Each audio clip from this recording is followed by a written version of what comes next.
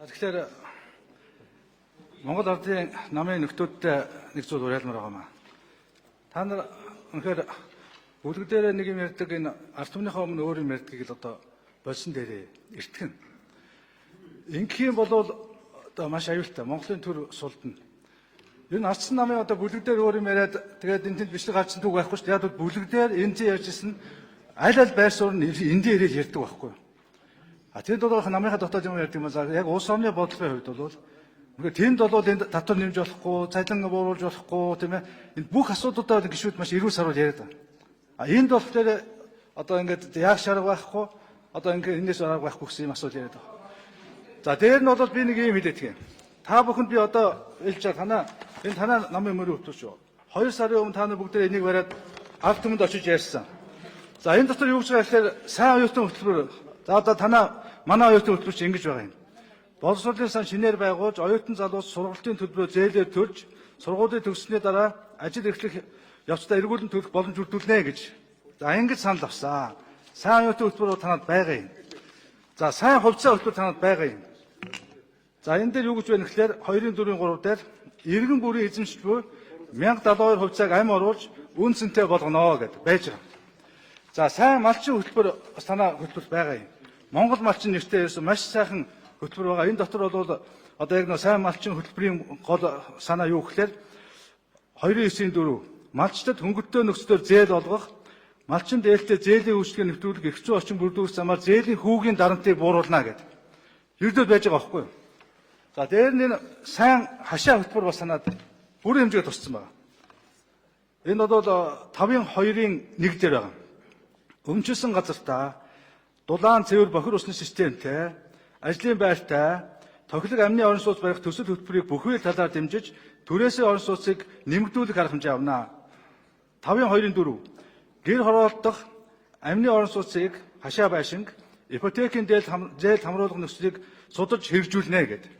Тэгэхээр энээс одоо өмнөх засгийн газрын өмнө зөв буруу хийсэн байна. Энэ ерөөсөө буруу юм байж гэж ингээд татгалзаад болиулаад асуудлыг өнөөдөр оруулж ирж байгаа чинь тэгэхээр та нар энэ мөрөө хөтөлбөрөөсөө буцчих болчиход байгаа байхгүй. Өөрөөр хэлбэл та нар 2 сарын өмнө сонгуульд ард түмнээ хуурсан болчиход байгаа. Чимээ төрийн эрхийг хууль бусаар булааж авсан болчиход байгаа байхгүй. Би бол танаа мөрөө хөтөлбөрийг уншиж байгаа шүү дээ. Би бол юм зохиогоогүй. Ердөө одоо ингээд байнгын орон дээр би бас танаа мөрөө хөтөлбөрд ингэсэн юм. Одоо мөнхөд сайд бол тайлбарлалтаа бид бол яг вэ одоо хямарж байгаа учраас 100% мөрөө хөтөлбөрийнхаа 90% нь оруулсан юм а гэдэг. Бид 10% нь юу юм бэ гэдээ би түүгээд үтсэн чинь.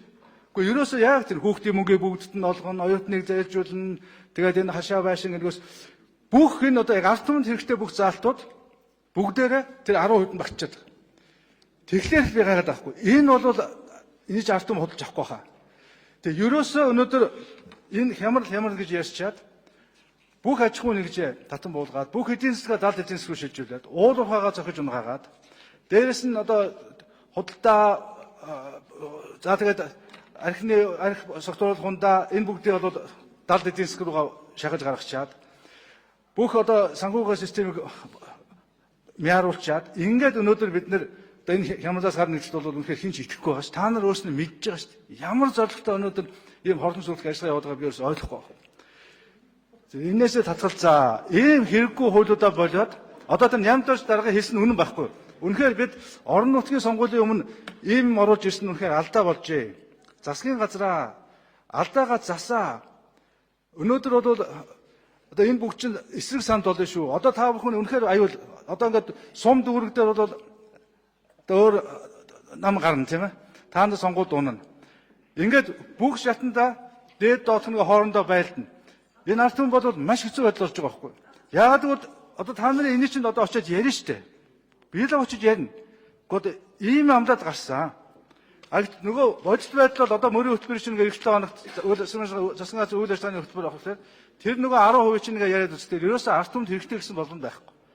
За тэгэхээр түрүүн цаашдын сайд чинь 500 орчим тэрбум төгрөг одоо энэ бүх одоо татврыг нэмж ард түмний халааснаас сурах гэж байна.